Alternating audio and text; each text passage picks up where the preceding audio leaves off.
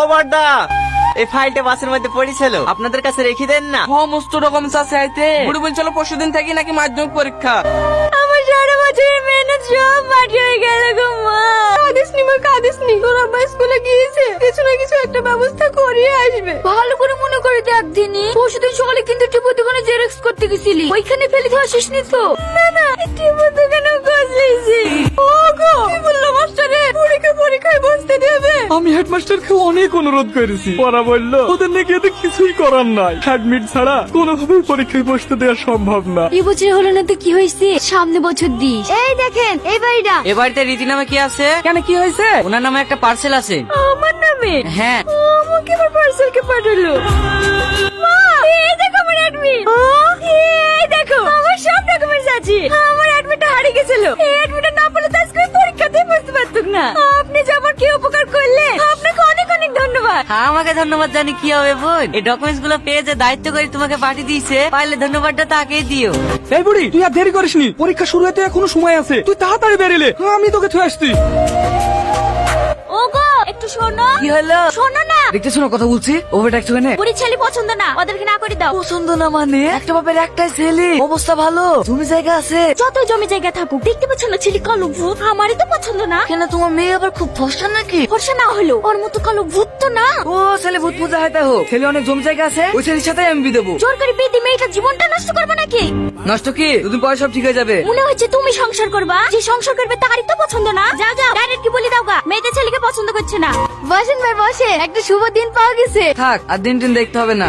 ছেলে কালো তো, মেয়ে তো পছন্দ করছে না, আপনারা এখন আসতে পারে। ভাই, মেয়েকে একবার বুঝে দেখলে হতো না? আব্বা চলেন। কি গো ভাবি, বিড়ি পাচ্ছ? তোমার মোবাইলটা একটু দাও না ভাবি। এনে কি করবি? ওই যে লোকটা আমার ডকুমেন্টস গুলো পিয়নের হাতে পাঠিয়ে দেয়নি, ওকে একটা ফোন করব। ফোন নাম্বার কোথায় পালি? এই দেখো না, কাগজে লিখে দিয়েছে। ডকুমেন্টস গুলো আপনার কাছে পৌঁছে গেলে অবশ্যই একবার ফোন করে জানিয়ে দিয়ে। কে? আপনি যা ডকুমেন্টস পড়ে পেয়েছিলেন না, আমি সেই রীতি বলছি। ও, চিনতে পেরেছি। ডকুমেন্টস গুলো সব ঠিকঠাক পেয়েছেন তো? হ্যাঁ হ্যাঁ, সব পেয়েছি। আপনি যদি না থাকতেন তাহলে তো এই বছর আমি পরীক্ষায় দিতে পারতাম না। আপনি আমার যে উপকার করলে, এই ঋণ আমি জীবনেও শোধ করতে পারবো না। আপনাকে অনেক অনেক ধন্যবাদ। আরে চিচি, এতে ধন্যবাদ দেওয়ার কি আছে? আমার জায়গায় অন্য কেউ থাকলে ঠিক এই কাজটাই করতো। আই টনি বস, তুইও তোর বিটির সাথে বসে চাটি খেলে। এ রিমা, মাংসের বাটিটা দে তো। আর এবার বিয়ে করার লেগে বার আসলি নাকি? আরে না নাই। একটা কথা বলবো জমেলা, এধারে রিমোট তো ডিভোর্স 2-3 মাস হয়ে গেল, বিয়ে শাদী দেওয়ার কথা কিছু ভাবছি নাকি? হ্যাঁ, বুড়ির আব্বা ছেলে খুঁজছে তো, সেরকম ছেলে পাচ্ছিনি। ও তো ছেলে খোঁজার দরকার কি? আমাদের টনির সাথে বিটা দিয়ে দে না। এটা তুমি কি বললি নানি? আমি এই কালো ভূতকে বিয়ে করবো? কালো কিসের রে? তোর তো একবার বিয়ে হয়েছিল, তুই আবার আই বড় ছেলে পাবি নাকি? আই বড় ছেলে না পালেও আলকাদের মতো কালে এই ছেলেকে বিয়ে করবো না। বুড়ি বুড়ি, তুমি কি বলো দিনি দাদি? সবার সামনে আমাকে এইভাবে তোমার অমন করতে ভালো লাগে? কতবার বলিস আমি তোমাকে বিয়ে করবো না, করবো না, তারপরে মেয়ে দেখলে অমনি বিয়ের কথা শুরু করে দাও। থাকবো না রে বাড়িতে, কালকে বেঙ্গলে চলে যাবো। টনি যাসনি মতো যাসনি, আমার ভুল হয়ে গেছে। শোন মতো শোন। ও ভাবি, মোবাইলটা দাও না একটু। ও এইবার বুঝতে পেরেছি, অত ফোন করিসনি, অল্প বয়সেই মাথাটা যাবে। কি করবো বলো ভাবি, ওর সঙ্গে কথা না বলে থাকতেই পারিনি। অতই যখন ভালোবেসে ফেলেছি, দেখা করি বীর কথা বল না। ও তো আমাকে বলেছিল বেগুনি কালার জামা পরে আসবো। এত সুন্দর মেয়ের সাথে আমি কথা বলেছি? না না, একবার চেক করলি? Hello hello hello Tony. Hello, কথা বলছো না কেন? Hello hello Tony.